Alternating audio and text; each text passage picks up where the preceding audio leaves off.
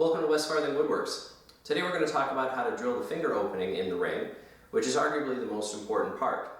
If the ring doesn't fit well, it's not going to be worn, it's not going to be enjoyed.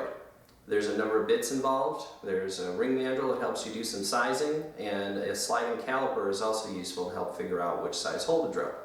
So we'll take it over to the bench, I'll show you a few of those different items, and we can work on getting the finger hole drilled for the ring blanks. There's a number of different drills available for drilling the ring blank. There are Forstner style bits,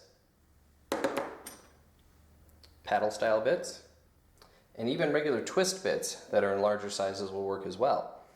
One of the best things that you can purchase if you're going to make quite a few rings is a ring mandrel. This is a method of sizing rings. So if a customer gives you a ring that they currently own and they want a wooden ring, all you have to do is take that ring and slide it down onto the mandrel, and you take a reading right off of it and it'll tell you exactly what size that is. Now, if a ring mandrel is not available or it's not something that you have on you, a dial caliper is also something that's useful. So the inside of the ring, you go right on in and take a measurement using the caliper and then read that measurement off on the outside. Then after that, you can take this measurement and check it against a couple of different drill sizes that you have to see when you find one that's the proper size. And that one actually looks pretty close, it's just a little on the smaller side. Now, because every ring size is just slightly different than every other one, it's difficult to find the exact right bit for the exact right customer every single time. So what you can do is, like in this case where this one is just a little bit too small, you can hear it clicking around in there, and the next size up is a little bit too big, or it just quite doesn't go in there. What you can do is you can drill out the ring with a smaller size and then simply sand the inside. That can be done with a Dremel with a small sanding drum, or that can be done by hand. Normally it's a very, very small difference. In fact, this one looks like about 18 to 20 thousandths of a difference. It's really not that much. It sands very quickly and you can get a perfectly fit ring when you're making it. A caliper like this, these run maybe $40, $50 for a nicer one.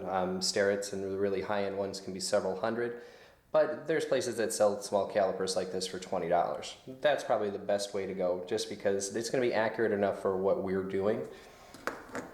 Forstner bits are also what I recommend. They tend to drill a little bit cleaner than the paddle style bits, which do tend to rip the top surface of the wood just a little bit. Take a look at Forstner bits, take a look online especially. There's places that sell these down to the 32nd of an inch increment, which is usually so darn close to where it needs to be for the size that only a little sanding is sometimes required to make it fit.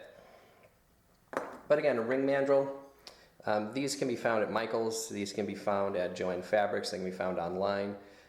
They're usually pretty inexpensive for a plastic one. The metal ones will be a couple more bucks. Forstner bits for inexpensive ones run about $5, $8, $9 a piece, kind of right around there. It just kind of depends. And again, for ring making, you don't need to invest in necessarily the most expensive Forstner bit, just because it's not going to be used too often and it's only going to be used to drill through something that might be a ½ inch thick. A set of paddle bits can be purchased as well to kind of start out. Just be aware that when you start the initial drilling process, keep it very perpendicular and go through the top surface fairly quickly just to make sure it doesn't catch or rip or anything like that. Both of these will leave a nice hole with perpendicular sides, which is very important for the fit of the ring. But that really explains the tools that are needed in order to size the ring and in order to drill the proper size hole. This is West Farthing Woodworks, and this has been how to size a ring and how to select the appropriate drill bit.